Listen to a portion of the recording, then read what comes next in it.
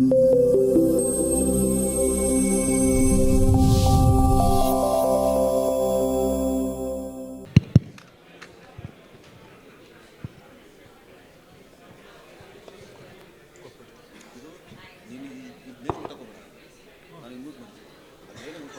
morning, all. Can you please settle down?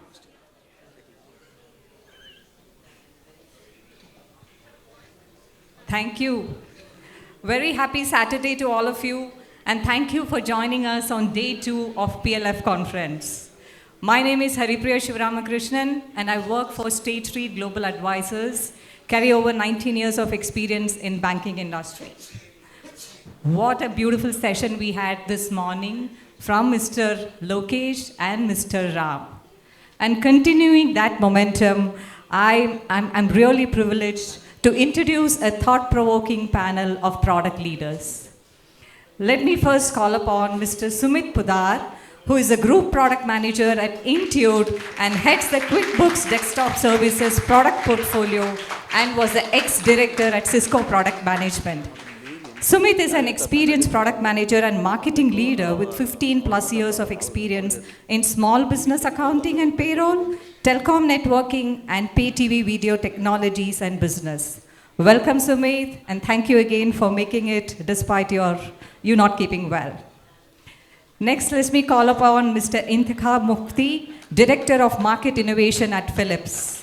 He's a passionate product marketer with over a decade of experience in developing innovative and successful technology solutions. As a senior product manager, he worked on end-to-end solutioning for cardiology, ultrasound systems, new disruptive handheld ultrasound device, and medical imaging software solutions. Welcome, Mr. Intikhab. Next, let me call upon Dr. Manish Kothari, founder and managing director, International School of Business and Research Group of Institution. He's also the president of ISBR Group of Institution, Oxford Group of Institutions, and BET Group of Institution. He is a receiver of various awards in the field of business and education. Under his leadership, his business school has also won numerous awards. Welcome, Mr. Manish. Now let me call upon our moderator for today's session, Mr. Sai Satish Vedam, co-founder and chief product officer at Institute of Product Leadership. He's a product executive with more than 2 decades of experience in building and bringing disruptive products to market. He was an architect at Sun Microsystem before transitioning into product management and growing into product leadership roles at Oracle. He's senior faculty at IPL and a visiting faculty for product management at IIM Udaipur and ISBR Bangalore. All right, let's get started with our topic on innovating business education and education for innovation. Over to you, Sai.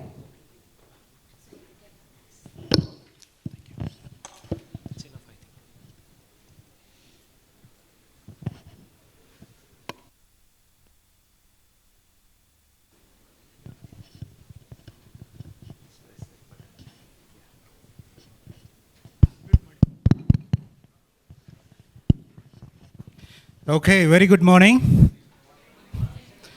I heard the previous session was exciting. I think this one is between. What's next? The lunch. Okay, that too. So it gives me great privilege to take this seat again in PLF. I've been doing this for more than 5 years now. I love it, I enjoy it, bringing in experts like these here to the table, asking questions on your behalf, I hope so. And if I don't ask questions that is on your mind, please feel free to bring that up, right? And we will hear from these experts. So what I was thinking is, let me just outline how we will have this conversation. This is not a Q&A, a conversation. The topic is pretty fascinating, right? If you look at it, innovation in business education, educating for innovation, which means there are 2 very important stakeholders in the ecosystem. and two different and interesting perspectives that we can hear. So with that, I believe the PLF organizing team actually invited a couple of leaders who are championing innovation initiatives in their organization, and a few education leaders to be here. A couple of them last evening could not message saying that they had some unforeseen situation that they could not join, but we have the incredible Dr. Manish Kothari, and I'll tell you why he's incredible. You all should meet him. He actually is such a, I call him as ecosystem builder, right? A lot of people think folks from education institutions focus on degrees and courses and programs. But if you know a little bit of Manish, he brings various stakeholders to the table.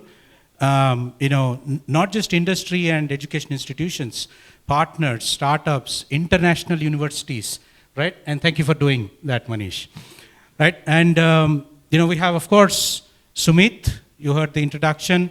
Sumit, you're a big champion of customer-driven innovation and designing for delight. These are very two important and interesting things that Intuit has also been championing for a while. And you're also a design thinking facilitator. Yes. Yeah. So he brings empathy, market needs, and why should we even create something that we want to create as products, right? So, which is the most crucial aspect of, innovation or making something different.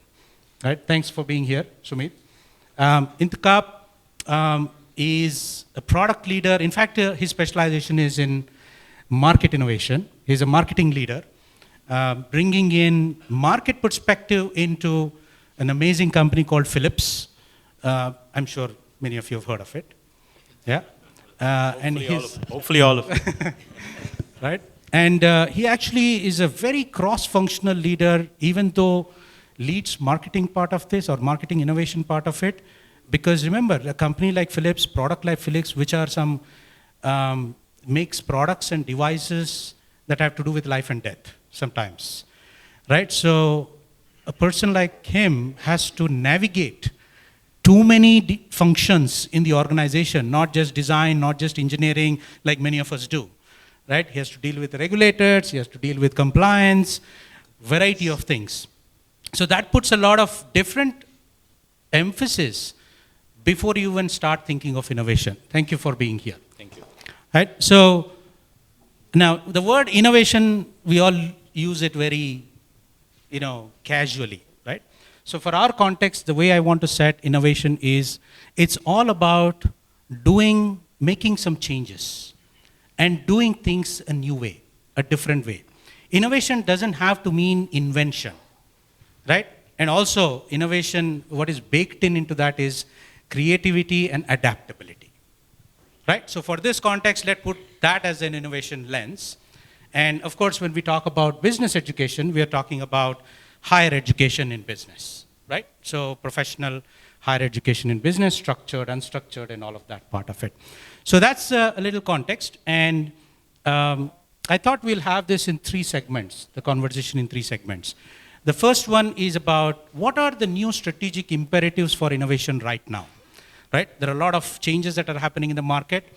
There are a lot of triggers and drivers. So from their perspective, right, both from as an education leader as well as from the innovation champions, what are the strategic imperatives today to actually drive innovation towards that, right? So some trends, some market trends, whatever you can think of, and why it is important for you. And as leaders, how are you making it happen in the organization? So some examples would be helpful. The second one is, talking about innovation is all fun and nice. A lot of CXOs do that. But the next step is fostering a culture of innovation, bringing in that mindset into the company, making it as a priority, often either a top-down or a bottom-up approach, right? So how do you foster with all the stakeholders? It's not just customers, it's not just your partners, it's employees, right? Without that, of course, we know there's a lot of friction, right? It won't go smooth. So that's the second part of things. And the third one is now, how are we actually going to make this happen? How do we build a bridge between business school and business, right? Which is so critical, it is becoming even more important. And I'll try to bring out some key drivers that may be shaping this, especially for the younger generation. Education is very different now than what many of you have gone through, right? Some fascinating, the power is shifting towards the student. Lots of interesting trends that at least I've been noticing and observing. And what I will do is I will straddle between these two worlds, right? So in my previous corporate life, I led innovation initiatives with a very interesting name, by the way, Kingfishers. Yeah, you know what that means, right? And the other side is now my responsibility is to help people who are looking at professional structured upskilling in management education, right? So I'll try to bring in those two perspectives. Yeah, good? Okay, so Manish, I'd like you to start with you. There are some very interesting observations that you can see what is happening in the education world, right? It is dramatically changing. And some of the trends that I see, number one is the people who are looking for educating themselves are looking less on a degree now, but more on the learning experience part of it, right? So if the emphasis is on better learning experience, better ways of learning it, and degrees are going to be less important, how would the education industry respond to that? What are the things that you are doing, for example, from that perspective? Thanks, Sai. And I've always been excited to talk to Sai, spend time with him. And he told about all three of us. He didn't tell about this man, a man who's from the industry, got into education. So he'll be as supportive to me as how I am to him. And a man who has seen both these worlds, so he can very well connect to all of us here in this system. In fact, in the present era or in the present day, if you look at the industry, two sectors that are undergoing humongous changes, right from the level of the governments to every other aspect from the consumers. One is healthcare and the second one is education. The whole education system is changing. In fact, has almost changed. And in the next 2 to 3 years, you will see a different education system altogether. I don't know how many just parents here or people who have become parents recently and are getting into the education system. Gone is a time where you're going to say your son or daughter to go to a school and prepare for examinations. There is not going to be an examination system that is meant for 60 in a class. But there will be an examination system that will be 60 different types of examinations for the 60 students in a class. I don't know whether you can even think of this aspect, but we have already started such a system in our institution. We are in the process of giving up the old examination and in the process of adopting to this new examination. So if X in a classroom wants to do a part of a case study and Y is not interested in that case study and want to do a case study on some different companies, they both have their respective choices. Examination system will just become a tool to see whether they have done it well, done it right, and to certify to the corporate that yes, these people are now fit to come and meet you. Just like when you go to play cricket and 11 team of cricketers have to be selected, you have a few people who checks them, looks at them and says he's fit. So you can now take him to the system. So that's the new education system that is coming to. If you look at it, the rise of credentials is an interesting phenomenon that you see versus the degrees. In fact, if you guys have heard, about 2 months ago, Google and 12 other companies have said, we don't need education from you. They said, we'll hire you without education. What you need is skills, right? So demonstrate that, show it. Google, Apple, and 12 other organizations have publicly announced it. Of course, it rattled some established institutions in the US, saying that how can that be? But it is probably an indicator of a big shift that is happening, right? So how would... exactly, there's a dramatic change happening. But some things which a few corporates fail to understand and that needs to be corrected is, see, the degrees are not going away. They're just getting redefined. Skills is not taking over education. Mark my words, even today, when a corporate comes to recruit a student, he does not first look at your skills. Wrong. He first looks at the other two aspects. And those two aspects are knowledge and attitude. Now, that can't be built by just skilling a candidate. That has to be deep rooted within that candidate, right from his primary education till he reaches that higher education. Now, when you hire the candidate, the first things you are going to look at is knowledge, skill, knowledge, attitude, and when this is already defined, then you are going to come and say, beta, abhi tera skill test karta hu. Let me test your skill. And the time you give on the skill would be large. That's okay. But if the basic is not set, you will not recruit him. Absolutely. Now, that base of concreting that the education institution does, knowledge and attitude can't be replaced or can't be changed or has not been changed right from the time of Ramayanas till today. It's the same. The same Gurukula prevails, the same Guru prevails, the same method of teaching prevails. You will have an Arjuna and you will still have a Duryodhana. Recruitment, Arjuna. So this is how it is going to happen again and again, again and again. So with the sea changes that you are seeing through, the base still remains the same. What changes is the skill sets that you have told. And that's what it's there. So education is going to be there. It's like you're going to a doctor and saying, I have fever. And then he'll immediately prescribe you a medicine for the fever. But then he's going to add one vitamin C, vitamin B and say, this you anyways need. So your skill is that what you're going to take care of that fever. But then you add those 2-3 tablets because that's what sets the base and keeps you tight and strong and going. Correct. One another important change that is happening, at least that I'm observing, is from a regulatory standpoint, right? Internationalization of higher education in India is, have you guys heard of it? Allowing international universities now to India as part of NEP and NEP National Education Policy. Now, I know a lot of people in the education industry view that with a little bit of excitement as also skepticism for variety of reasons. But clearly, the general population feels that these are all the things that are happening for the right reasons, right?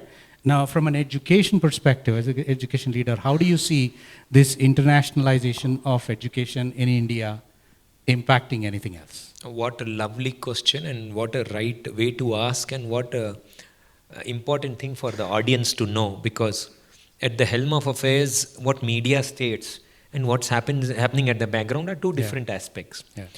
Of course, education system, as I'm saying, is changing and is changing for good. Not for the good of those education systems which were politicized or which were run by a few educationists where donations and all played a vital role. No. But for the new education leaders that's coming in, this is a new era that we are all looking at. You're looking at a type of I'll tell you how you're going to expect tomorrow's future to be. In a small capsule, you'll understand this very well. So I'm a student or you are a student. All of you have a bank account. So a similar bank account will be there for you, and that is known as your academic bank account. In general terms, I'm using layman languages. You have a bank account with you, that will be your knowledge bank account. You name it as academic bank of credit or whatever. It's one bank account. You come to ISBR Business School and look at ISBR Business School and says that these people have excellent product leadership program. So I am going to do 2 modules of product leadership here, and you sign up for this course. Then you go to IIM and tell them that, hey, look, the art of storytelling is extremely good with you. I am going to sign with you with the art of storytelling. Wow, amazing. Then you go to XLRI and say that, look, your HR course from the faculty, Mr. XYZ, is extremely good. Let me sign up for that course. And beyond that, you will have Harvard somewhere in Gurgaon or in down south Bangalore or maybe Hubli, Dharwad, you never know where. You are going to go to them and you are going to say that your business case studies makes a difference. I am going to take a business case study with you. Now you are there with all these people with the platter of courses and you have attached these courses. There is a defined rule that you should have so many skills. Always remember this word, KSA, knowledge, skills, attitude. And you have to give a combination of these courses to get a final degree. So you then select this and you're hopping amongst these and doing your courses based on the free time that you have. Somewhere with professors, somewhere with online, somewhere it's a hybrid way. And finally, one day you open your bank account, like you open now, salary credit हुआ था, इतना खर्चा हो गया, कितना बचा है, what is remaining, and that you check from your account. Same way, you are going to open this bank account, tick, tick, tick, and you are going to see 22, 33, 48 credits I have earned. I need to take 60 more to become a MBA. And from your vantage point, how many years should we wait for that? Okay, good question. We are fast. This government at the center, name it whatever, the Modi government, the BJP government, I would call the Indian government, is fast. Fast. We are somewhere, struggling because we have to finally train our people also. Yeah. Train the, Yeah. oh, it's a huge story training them. That's a different world altogether. So we'll come to that. So the academic bank of credit is already made. Whether you are aware or not, each one of you, your universities where you had studied, would have created an academic bank of credit in your name. ISBR has already done it. Now, it's just that the government will start educating you that this is how you have to go and check.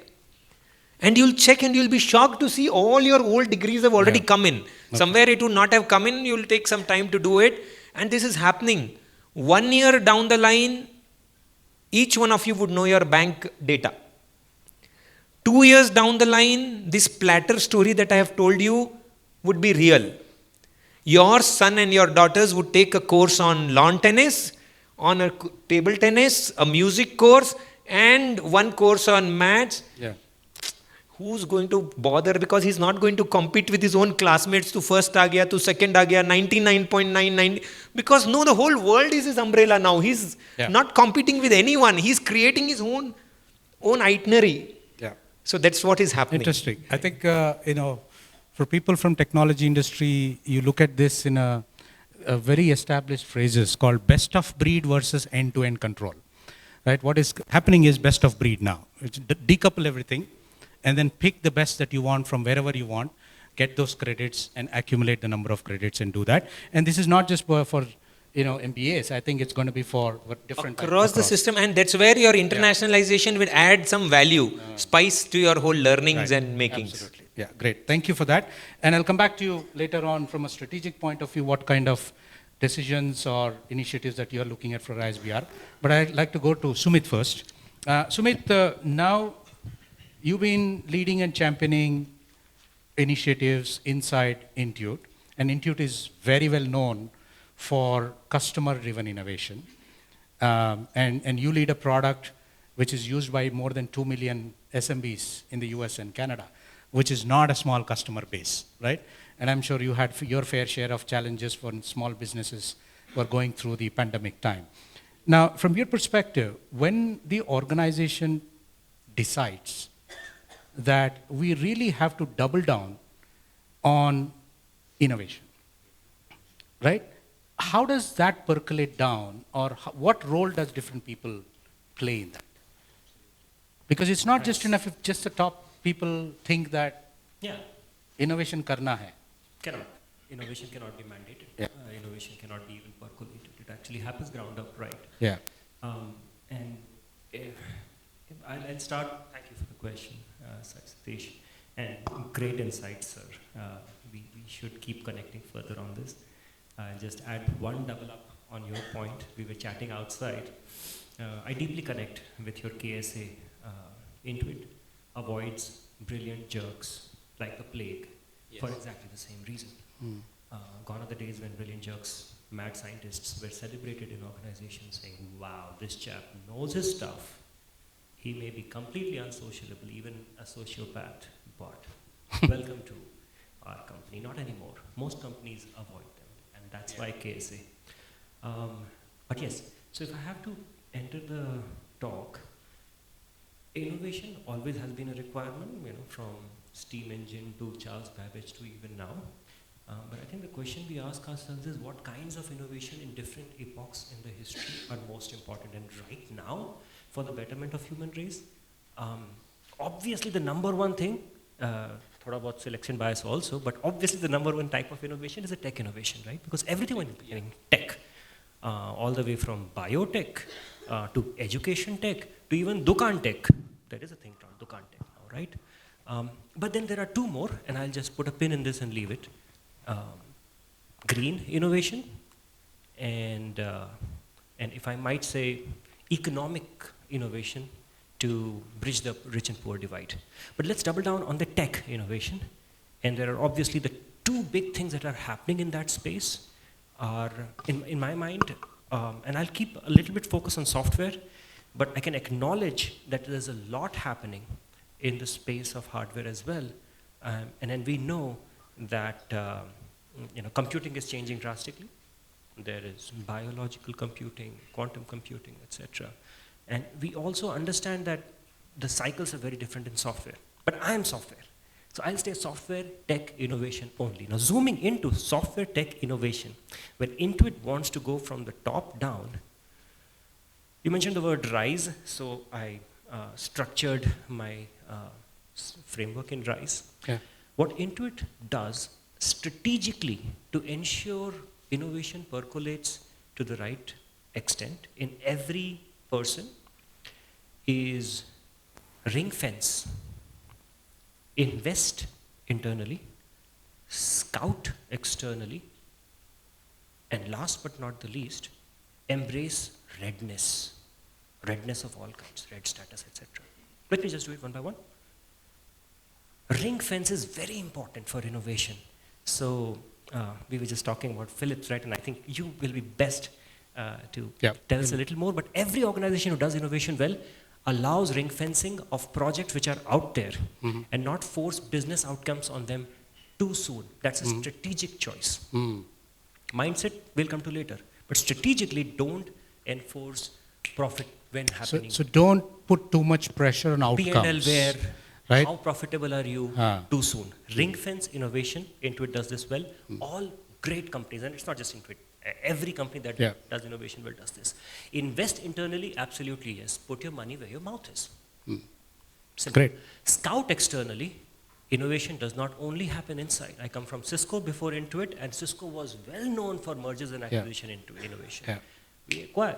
We keep acquiring more and more companies. And the last is embrace redness.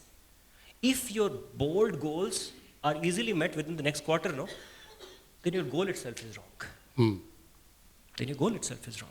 So if you have, and this just 40th birthday celebration that Lokesh talked about, Intuit, our CEO said, we are red or yellow on most of our goals that we set ourselves for 2025. And I'm proud about that because those goals were crazy high goal. Like I will double the household saving rate in every US household. That's impossible. We are into it. We are not the US government. But we still keep adding bold goals. So embrace the redness of goals and statuses and embrace failures. These four at the very top are decided, Sai Satish. They keep going to the BUs, so the BPGs. Is that, I mean, of course, part of that is continuous communication to everyone. But what are the other things that organizations should look at once you decide this is a fantastic thing? Invest internally, scout externally, and embrace redness, right? Now, these are the three things that every level of the organization should imbibe. Right? Otherwise, there's a disconnect. So what are the few things that you have seen work in the organization that maybe others can take away? Because that's important. That's true. Many of the folks here would want to take these back and see what they can do within their organization. They can do, right? So there are several, so let's take perspectives, right? Because not all of us are product managers, honestly, right? So let's take the perspective of the CHRO, let's take the perspective of the CPO, Chief Product Officer, let's take the perspective of the CTO/COO, all right? to do it right in an organization, I think the CHRO perspective is, I think Ramji sir talked about trust, and then we talked about learning. Yes. And so these two, and in learning, not just, hey, learn this so deep that you can innovate. Cross-functional learning and interdisciplinary learning is how innovation happens. And all of us know this. This is almost like cross-training. When you're running, you do swimming. Interdisciplinary learning is what most people and places teams try to enforce. That's a lesser focus for me because I'm more product. So from a CPO perspective, I can go deeper. That's where design thinking comes in. That's where my Intuit's Design for Delight comes in. Many B2B companies as well as B2C companies, they have their own variations on how to go deep into customer-driven innovation. We heard it today in the morning from Lokesh as well. Yep. Design thinking, D4D, creating a culture, mindset of staying in problem, empathy for the customer, deep curiosity to understand more and keep asking questions, iterating continuously, creating experiments, bringing customers in, sending stuff live, failing fast, build, measure, learn. All of this is the world of where CPO will say, everyone in the organization better learn this. The last is the CTO and the CEO, and there I think a lot of goodness happens from technology. I cannot talk about it, but I know that every CTO and CEO ensure that they put their investments in the right place for technology stack, modernization. You cannot, in the world of software only I can say this, you cannot risk even a year worth of aging of your software. So I want to pick up on that important phrase that you use for you, which is the experimentation mindset, right? I think for a lot of software folks who are trying to build products to solve market problems, this is now the way to think, right? Which is first spend a lot of time with your customers, come back with their pain points and problems, and iterate on it and do experiments. But in your world, some experiments can be fatal.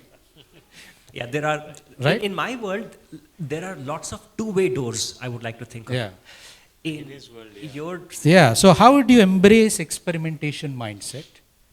And because it means that you are telling people in the organization, it's okay to fail, but we need to learn something from that failure, and we don't have to repeat that. So this is a very critical thing for organizations that have combined hardware, software, and plus in healthcare and in life care. Mission critical. Right? Life critical, even more. So how do you embrace, or rather, how would you create a system or mechanism in the organization for people to feel, I can embrace this experimentation mindset? Because that's a crucial thing for innovation. Right. Yeah, no, I think can you hear me? Yeah. So I think very good question. First of all, great to be here. Really fantastic couple of the talks I've been in, very inspiring and fantastic environment here.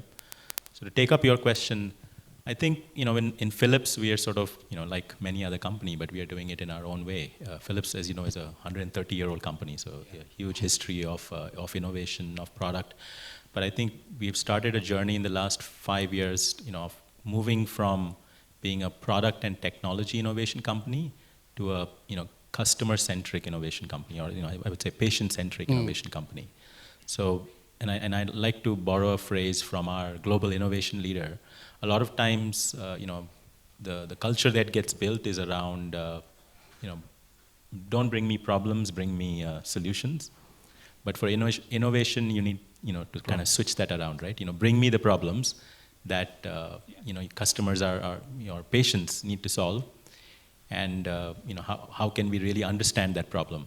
So I think a couple of things that we do. One is, one of the things we've done is include sort of the aspect of patient safety and quality as part of that innovation process, right? So when you, instead of thinking about, what is the technology, what can we do in this space, you have to be able to, and I think that's part of an exercise that we are doing in Philips, where everybody, including, an engineer, all the people who are going to touch, technology or innovation, has to be able to sort of put themselves in the shoes of the patient, which is not hard to do. All of us have been patients at some point in time.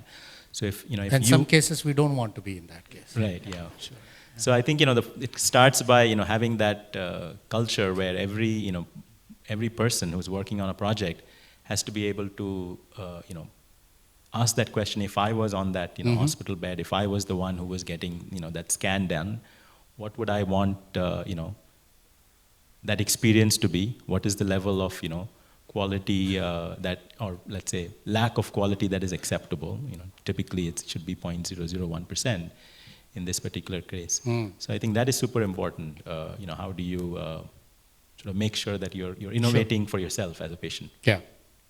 I think the other thing we also try to do, a lot of the innovation that we do is work around problems, but I think one of the earlier speakers talked about it's very important to have customer co-creation, because sitting in labs, sitting in sort of out of context, sometimes we don't sort of understand what is the what we call the healthcare provider or the patient perspective on this. Yeah. So when you're co-creating around innovation opportunity, that's an important point. I think co-creation de-risks a lot of things. Yes, I think and then of course in the medical industry there is a risk management process in terms of incrementally sort of building innovation, clinical validation, all of those kinds of things. It is a regulated industry. Excellent. So yeah, thank you. And so Manish, from a strategic point of view, which means if you have to percolate that mindset, that approach of we need to do things better, we need to do things differently, because the expectations of the people are changing and we need to help them get what they need to. So how do you set that at a strategic level in an education? Now corporate, there are carrots and sticks that work very, very, very fast. Not in an education. Not in an education. So hence, that's a bigger challenge. So, very nice question again, because that's the challenge area for us, and fostering innovation in an education institution is not that easy. I'll just give you a small example. A faculty goes to the classroom and he's used to seeing all of you like this, and he's taking classes. Hey, you, come on, you stand up and talk to me. And then he goes and writes on the board and turns again. And suddenly one day you give him a machine, he opens up, and he opens up and looks at all these pictures here and says, and he knocks someone alive there, not there, and he says, good morning, and he starts looking at his own PPT and starts taking classes, no hands up, nothing. Suddenly some picture comes there and he is moving around, making things happen, and that fellow happens to be, the faculty happens to be a faculty who's only got 9.9 out of 10 in his normal classrooms. And here this fellow is not able to create that magic at all. Not with the students, but with himself. And when the whole world opened up, this faculty has been so happy now. Forget that, the students themselves have come to the classrooms with high numbers. Now we wish that the students go out, and they don't go out because they are tired of looking at that systems and making things happen. So that's one key challenge. How do we make it happen? Very nice question. One is make it a top-down approach. At an education institution, see that right from the management, everyone in the institution is following this practice of innovation. Second, make it a point that you get globalization into the system. So you have international partners. We at ISBR has 26 international partners. Wow. Like this, every other institution has global partners whom they work with, and you start working with that deeply on research papers, on case studies, on understanding their culture versus our culture, student exchange programs, faculty exchange programs. That's the second thing we do. The third thing we do is collaborate, collaborate, and collaborate. So we have partners like Infosys, Biocon, Wipro, many of them, 3M. Just about 5 days ago, all our core directors team and the faculty team were in 3M to experience the research center. So see that it's not only the students who do industry visits and consulting program, that the faculty themselves keep upgrading on them. That's done. You have a strong monitoring system wherein every individual in an organization is monitored. See, a carrot and stick approach does not work. But yes, working with them and facilitating them to do it and telling them that yes, if this is done, this is the difference that will happen in you works in an education institution. heavyweight Yep. people, you know. That's So like this, you also have partnerships with professional bodies. yeah. We very deeply work with institutions like CII, TAI. By the Such way, bodies- I was going to mention this. I think 6th time in a row, ISBR is rated platinum with CII and AICTE. AICTE, right? Yes. Which is not a it's a very tall order. Oh, it's not a small thing. It's not a small Yeah. thing at all. Platinum happens to be the highest rating. Yeah. And AICTE CII ranking is only for those education institutions who have touched one notch with working with industries. You've been asking Correct. me. So if you don't reach that, your points, and if you don't reach that level, then you become silver or lower than that. But to be platinum 7th time in a row now, and this year we have been awarded to be the top management institute in the country working with Industry. industries. Yeah. And this was first time, of course. No, I think I'm going to ask some very tough question later Yeah, when we'll it comes visit to that. But ISBR into it. Yeah. ISBR is going to strike some relationships now. Yes, and Absolutely. Volvo, Kamal Baliji is on our board. So why do we get industry people on board? To see that they give inputs to the education system, so the whole system is realistic. So it's not just from the leadership team that we demonstrate, show that the innovating in our education is important, business education. Yes. But you bring in international perspective, you bring in industry partners, bring them in, talk about what is changing, how we need to adapt, how you need to adapt. All of that is a catalyst for Yes. this happening. And along with that, create an ecosystem of entrepreneurship. You know that 80% of your students do not want to become entrepreneurs. Fine, they are going to work somewhere. But sow that seed of entrepreneurship in them. उनसे business बात करो. अगर ये कपड़ा तुम 10 रुपए में खरीदोगे and sell it at 18 rupees and you make this profit, what are the other things? Put them into that mindset of entrepreneurship day in, day out. Yep. Not only in your students, but also in your office boys, your security guys. Start talking to them in those language. Yeah. In ISBR, you come and start, you sit with one of the faculty for 20 minutes, 30 minutes, he'll say, profit kitna banate ho? He'll talk to you in that tone. You'll have some 10, 15 students here. They will. So what happens, when they get into the corporate culture tomorrow, they start respecting every money that is burnt. Every money of the investors that comes in, usko, your US cultures, your international cultures are burnout. Kitna burnout hua hai? Indian culture is not that. Indian culture is kitna saving hua hai. And that's how you grow. I'm telling you, there's a huge difference now because internationalization is happening in the education system. We are seeing this difference. And that's an amazing difference. You'll start respecting India quite a lot. We were anyways respecting India, and only thing is now your notch has gone up because you are valuing this system. Yeah. So I think this is where I think the whole ecosystem has to build in. Is it easy? Maybe for ISBR Business School it has been easy because the type of people whom we are all working with are of those statures. Yeah. Is it happening in the government institutions? Till yesterday it was not. But now go and check up a government institution, they are also talking the same language. So I think we are really seeing a new external India. impetus is always required for certain things to kickstart it, and which Yes. is happening, is what you're saying. Right? 50% of the people sitting here, Sai, are connected to one education institution or other in one way or the other. Yeah. Just check up. Yes? Absolutely. And the other 50% who are not connected, they are missing the bus. Please get connected fast. That's an important message. Yes. And then you see the difference. Yeah. Such education institutions will still be proud. Yeah. And you will be prouder because you are finally giving back. Yeah. Giving back is not about giving a beggar on the street 10 rupees. Please do that also. But real giving back is when you go to the education institution, stand up and says, तेरे को internship किसमें करना है? I will help you to do that internship. Come, I am your mentor. Yeah. We have 130 such corporate mentors at ISPR. 130, out of which 65 mentors take money and ask us to contribute it in one CSR funds or others. Amazing. Wonderful. I think we are seeing a new Yeah, India no, altogether. absolutely. Yeah. So I want to touch upon a few things for you both, right?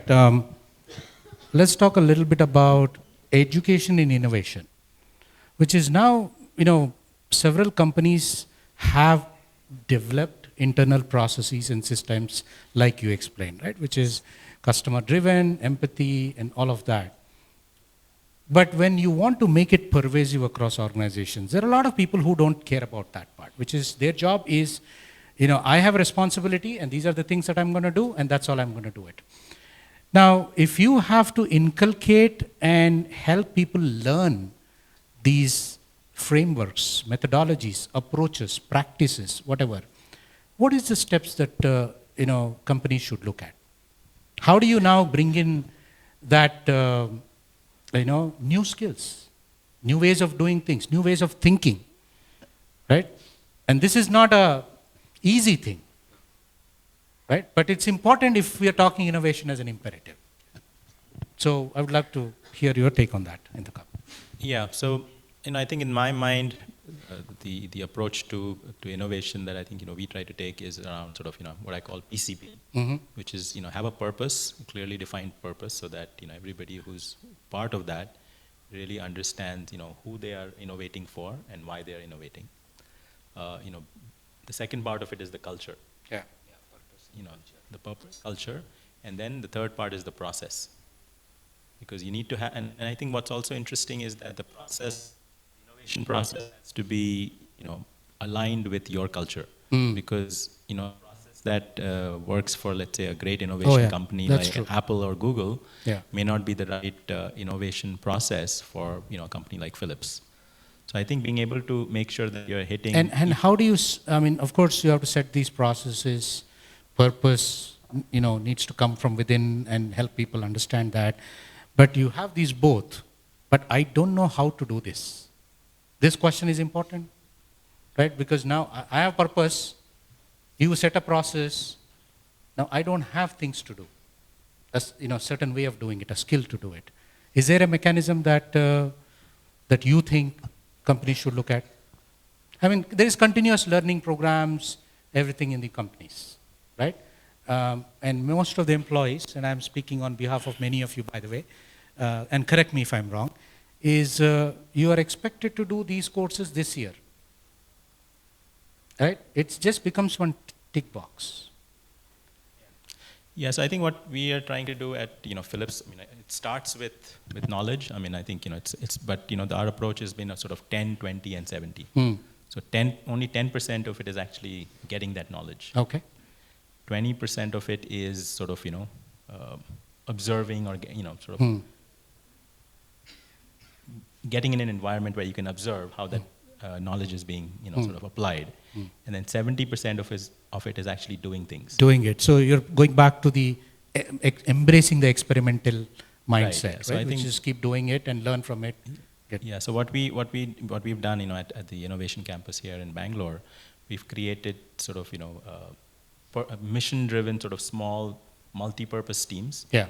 Who work for a period of time, and this is sort of beyond what your regular job is. Yeah. Right? So you could be a data engineer, you could be a solution architect. Yeah. But bringing together teams, giving them a very focused customer problem. This is a real customer problem. Yeah. And I think for us it's a little bit easy because health is something that is It's a bit personal accessible for you to do that. but the idea is form these sort of multi-purpose mission-driven teams with a limited amount of time to really understand the problem. So you kind of create isolated, isolate is not the right word, but many people use this word called skunk works.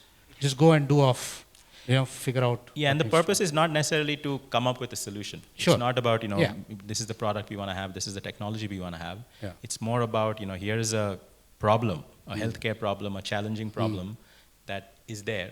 Can we go and understand that? Can we understand, what are the different perspectives on it? What are the challenges? What are the bottlenecks?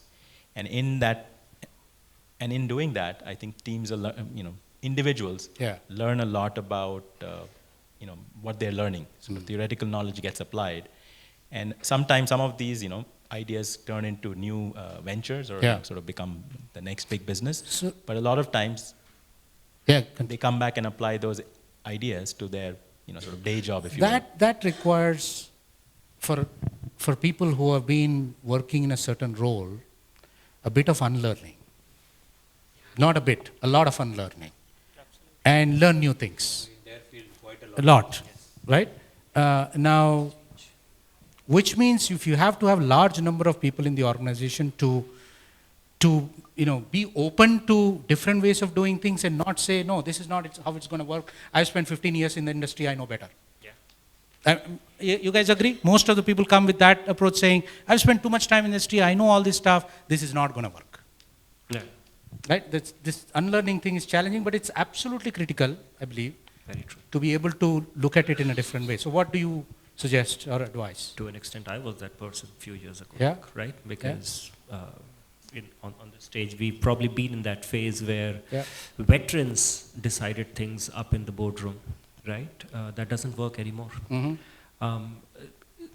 The way I think about this is, but just before that, I'd like to acknowledge one thing. Very scrappily, you said something about entrepreneurship, and that connected so nicely with me. In corporate lingo, we talk about customer-driven innovation. It's exactly what you said. Yeah. In simple Hindi, right? We take this fancy word of a huge unmet customer problem that we can uniquely solve and make durable competitive advantage around it is equal to customer-driven innovation. It's like profit kitna bana hai is what you said. Yes. And kya kar rahe ho customer ke liye, sir? So acknowledge that point, sir. Very well put. The fact that innovation mindset has to go down to every person at the ground level and the learning unlearning process continues at every level is very dear to Intuit. The one thing that I'll bring home is to do that, we have glorified a position called innovation catalyst. There is a thing in Intuit called innovation catalyst. Anybody can be one. And to be one is considered really awesome. It doesn't come easily. You can be an innovation catalyst at Intuit if you go through a learning process of how to do CDI, customer driven innovation, and D4D, become an IC. You have an IC level 1, level 2, level 3. We have glorified a position, even an engineer or any person can be one. And then we have kind of strewn the seeds of innovation catalyst in every business unit. This is probably a little opposite to the approach of create one team that does innovation.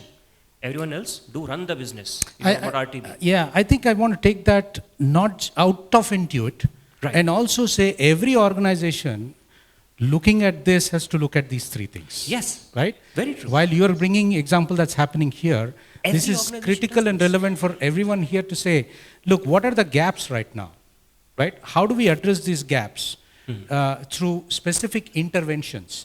Those interventions could be upskilling programs. Those interventions could be creating of these separate teams that you said go off and figure out this market problem and come back. Yes.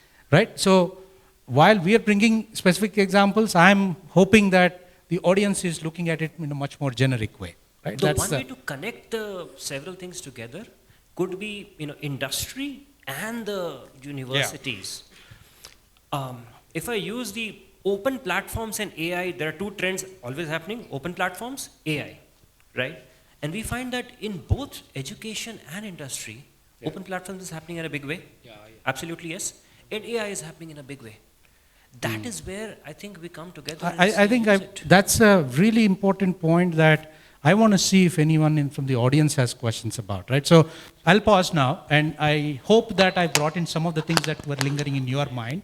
But if you have any questions, or how are these two going to work? These two are representative, by the way, right? How should they? If you have any viewpoints on that, please.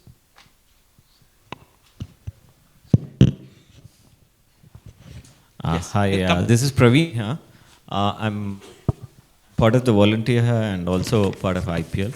So, in my professional work, what I find is innovation works best when you have a roadmap set for a long term. It could be a little vague, but if it is set and then you ask to ideate for kind of aligning to that roadmap, or that is the problem we want to solve, that is the area we want to play. That works very, it's very effective. So people can come up with ideas, that bubbles up, people vote, and that comes up to the roadmap, and we solve that problem. So have you used that? Is this a question to some specific person? So to the industry team. So how do you use this? Like we use AHA as a road mapping tool, and then we take ideas for that roadmap, and then we bubble up those ideas to the top, whichever gets popular, and we So kind of just to summarize that question, you are saying that that approach you believe works effectively? yeah. Is it effective or No, because setting the roadmap first and then yeah. So Yeah? you know is where that to how it works? Actually, it happens both ways. So the way there are two schools of thought, by the way. There's a design thinking school which started D School, IDEO, Stanford, etc. And there is a TRIZ school of thought. And the difference there is exactly how you're trying to point out, right? Innovation happens through brainstorm, unconstrained thinking, chuck the roadmap, planning is not important. It's the joint collaboration of bright minds. The right? design thinking facilitator Correct. is coming out now. But I acknowledge the second. I understand. I acknowledge the second school of thought, which is also very important. Yeah. It's called the constrained Oh, innovation. yes. Because within the roadmap lie the constraints of resources. Right. You don't have unlimited resources, Baba.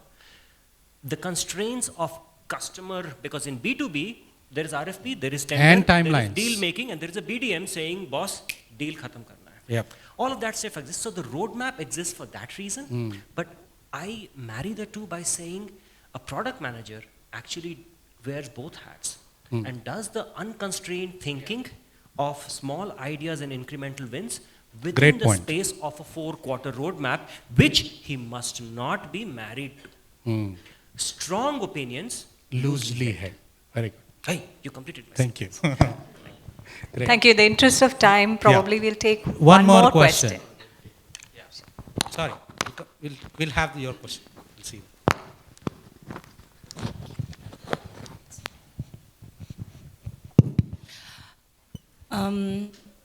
This is more from the DE and I, especially in the social strata category.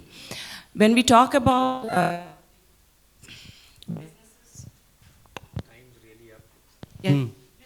Somebody is really strict on time. Yeah, we can hear you. Go ahead. When we talk about the in the businesses going to the organizations to identify those screens of the within that, okay, that's how it happens, right? I mean, for example, Sumit, I'll just try to take Intuit. For example, Intuit goes to ISB to identify the cream of the people and then pick it up. And then what about the schools or the institutions wherein people are not, they're extremely good intellect talented but are unable to go to the ISBs and there is a good intellect available there, but because Intuit wants to go only to a top rated institution like ISB, what do you think that we can do differently to make sure that the reach is kind of extended to other levels as well? Okay. Because there are lots of intelligence and then knowledge available there. Sure. Skill and attitude as well. So first of all, it's ISBR, not that ISB, even better. Yeah, no. I think the spirit of the question is still valid, right? Which is, what about the other colleges and other places where, what opportunities and how are they changing and what do we do to get them? Yeah, in fact, a lovely question, and the answer is there in the culture of India itself. Sudha Murthy was not from ISB, nor from IIMs. She was from a school in Hubli, in fact, a type of a government school, which she herself refurbished it, and you see a success story. Like this, just look at the top 25 Indians who are in business, who are doing well. I can go on with names and names of all, and each one is a case study. None of them happens to be from any of the branded institutions that we were speaking about, the ISPs, IMs. They're amazing, they're doing a good job. What made them different was the hunger that they had to achieve more. Things were not available in their life, and that is why they went ahead to see that they'll make an impact. Whether they has a physics teacher or a maths teacher, doesn't matter. They wanted to do something different. Like this, in India, for every individual, for every personal, there is a type of business school or an education institution available. Same way, if you go to international countries, this is not the case. You have the government levels high ones, or you have the private ones, very expensive ones, and no. That's what is the difference here. And for everyone, there's a business school or there's an education institution that is making a difference. What sometimes miss is that hunger in that individual, and that is what needs to be brought in them. The moment you start giving it easy to your people, they'll not value it. The moment it's not available, they work hard to get it. So Great. that's it. And just last Yeah, final maybe thoughts. if I can add one thought to that, Yeah. which is maybe more of a comment than answer to your question, which is, if you look at the biggest problem, including, at Philips, what we are trying to solve is actually the problem for the next billion, right? I mean, I think a lot of the larger problems from a healthcare perspective in large cities is at a good place. I think the access to care, the quality of care is really, missing in the next year. And I think that's where, we need to have a system where, because as product managers, the most important thing is empathy, being able to relate to that, right? They're able to relate to those problems better than. Yeah, so I think, there is room there to have to include that sort of, representation in these, So innovation what he's saying teams. is next 10 hires are going to happen from that colleges. All right? Yeah? Great. Thank you. Thank you all. Wonderful to chat. And I'm sure, during lunchtime, we can have other questions if you have, right? Thanks. Thank you. Thank you, panel. It was super exciting.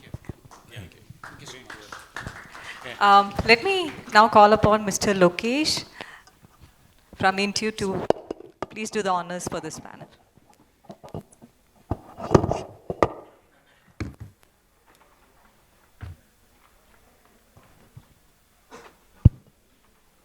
Meanwhile, unfortunately, we have to cut down on the timings for the lunch, duration of the lunch.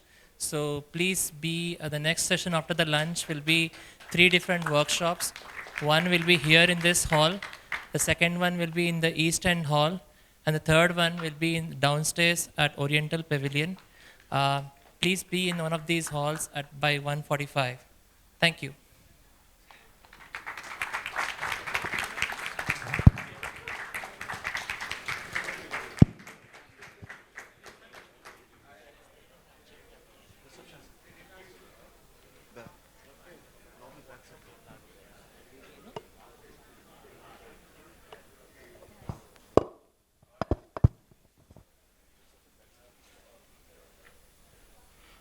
Just to indicate, like the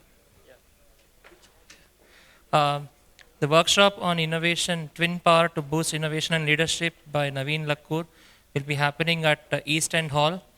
The workshop on ways to break big in product leadership will be happening at North Parade, that is this hall. And the other one, which is on the impactful business communication, and in Oriental Pavilion. Thank you.